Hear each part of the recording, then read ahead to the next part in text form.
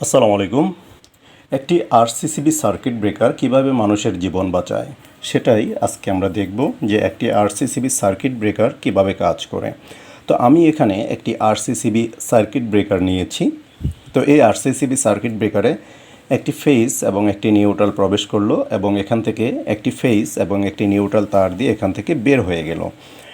তো এখন আমি ধরে নিলাম যে এই আরসিসিবি সার্কিট ব্রেকারটি এটি হলো 40 অ্যাম্পিয়ার, এটা হলো রেটিং এবং এর সেন্সিটিভিটি কারেন্ট হলো 30 মিলি অ্যাম্পিয়ার। তো এখন ধরে নিলাম যে এই সার্কিট ব্রেকার দিয়ে এই ফেজ তার দিয়ে 5 এম্পিয়ার বিদ্যুৎ যাচ্ছে এবং লোড প্রান্ত থেকে আবার 5 এম্পিয়ার বিদ্যুৎ এটা আবার সার্কিট ব্রেকারে প্রবেশ করছে।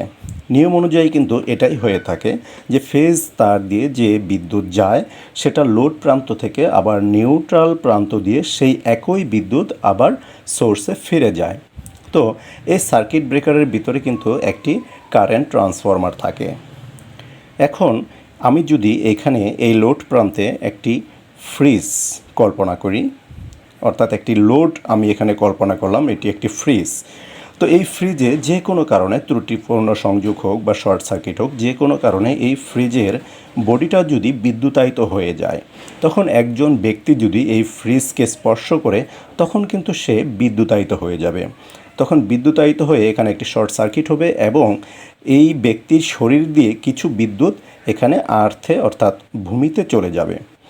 তো এখন তখন ঘটনাটা কী ঘটবে?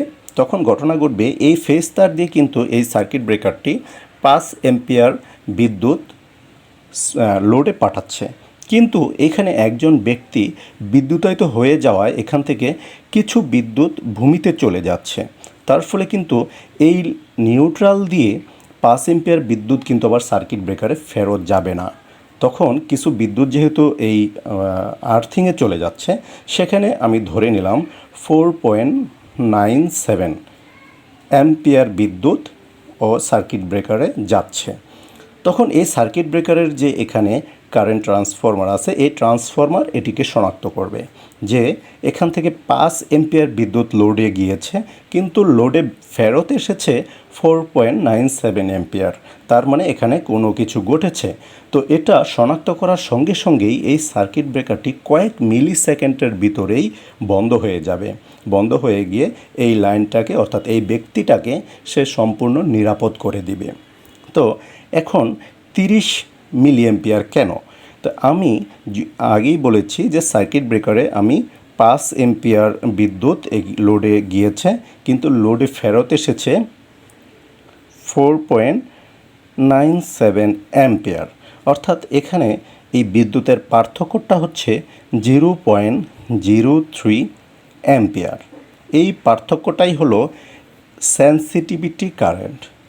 তো এই একটি সার্কিট ব্রেকার কখনো তার রেটিং অ্যাম্পিয়ারে কাজ করে না, সবসময় কাজ করে তার সেন্সিটিভিটি কারেন্টের উপর।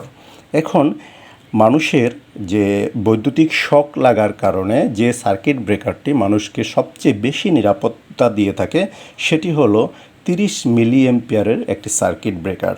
এখানে 0.03 অ্যাম্পিয়ার, অর্থাৎ এটাকে যদি আমি মিলি অ্যাম্পিয়ারে নেই 30 মিলি অ্যাম্পিয়ার। এই 30 মিলি অ্যাম্পিয়ারের এই সার্কিট ব্রেকারটি যখনই দেখবে যে ও ফেজ তার দিয়ে 5 এম্পিয়ার কারেন্ট দিয়েছে কিন্তু নিউট্রাল তার দিয়ে 30 মিলি অ্যাম্পিয়ার কারেন্ট কম এসেছে, এটা শনাক্ত করার সঙ্গে সঙ্গেই এই সার্কিট ব্রেকারটি বন্ধ হয়ে গিয়ে এই লোডে থাকা যে ব্যক্তি বা যে কোনো কিছুকে সে সম্পূর্ণ নিরাপদ করে দিবে। তো এভাবেই একটি 30 মিলি অ্যাম্পিয়ার সেন্সিটিভিটি কারেন্ট সম্পন্ন একটি আরসিসিবি সার্কিট ব্রেকার মানুষের জীবনকে রক্ষা করে থাকে। ধন্যবাদ সবাইকে। আসসালামু আলাইকুম।